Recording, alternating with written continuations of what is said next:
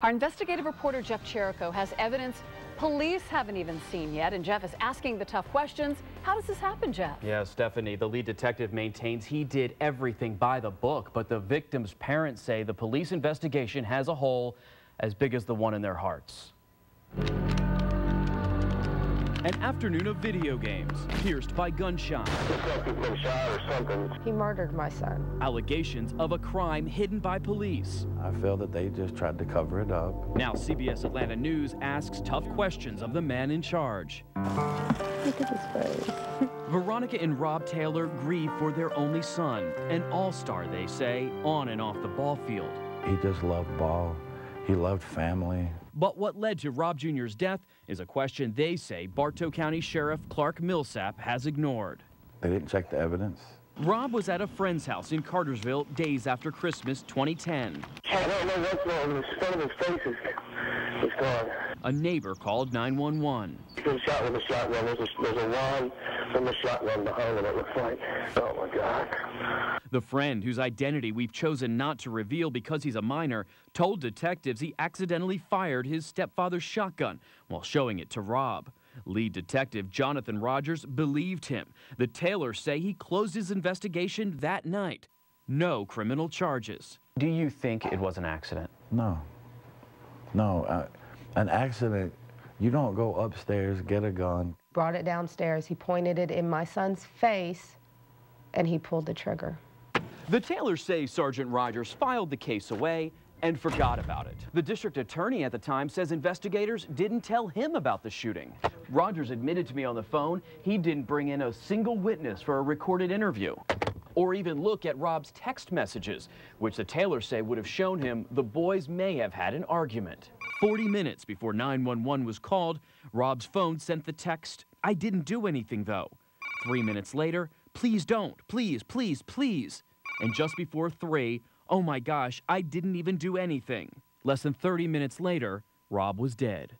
In every message that he has, that he's sending out to this girl, is begging and pleading this girl to please not to tell that he did not do it, that the other boy did it. But you don't know We don't what know he's referring what to. it was. All of his inbox messages were Erased.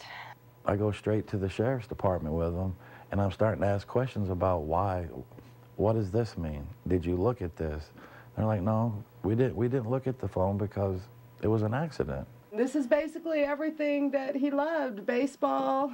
Nearly 2 years after the Taylors lost their son, prosecutors agreed the friend should be charged. But we've learned the Bartow County Sheriff's Department isn't cooperating with prosecutors who want the text messages investigated. And the Taylors think they know why. A search of Facebook reveals Sergeant Rogers has befriended the suspect's parents, although he says that happened after the shooting. Former prosecutor and criminal defense attorney Tanya Miller says detectives have a duty to thoroughly investigate cases and cooperate with the district attorney. Law enforcement has to make sure that whatever they do is credible, that it satisfies the victim's family to the best they can and the public. We followed Sheriff Millsap home after he turned down 3 requests for an interview.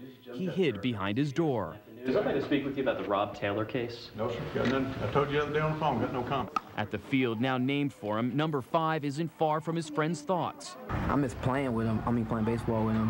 How would you feel if your son got shot and you didn't know what happened?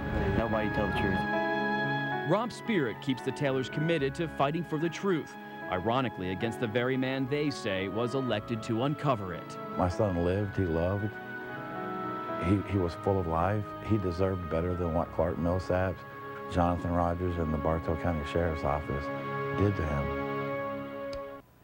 Just today, the Bartow County Sheriff released this statement. Your portrayal of the investigation of the death of Robert Taylor III is incorrect. The shooting was investigated thoroughly, and there was no evidence of the shooting being anything other than a tragic accident. The rest of the sheriff's statement will be on our website, that's cbsatlanta.com. Now, after that statement was issued, I called and asked Sheriff Millsap once again why he did not hand this case over to the district attorney 2 years ago. He would not answer that question. The suspect is facing a charge of involuntary manslaughter in juvenile court. What does the DA say about not being notified about this? Yeah, the former DA, Joseph Campbell, told me the ball was dropped. He wouldn't point fingers. What we do know is the sheriff and police, they're supposed to investigate the crime and pass it to a DA to decide whether to prosecute. We do know in this case that did not happen.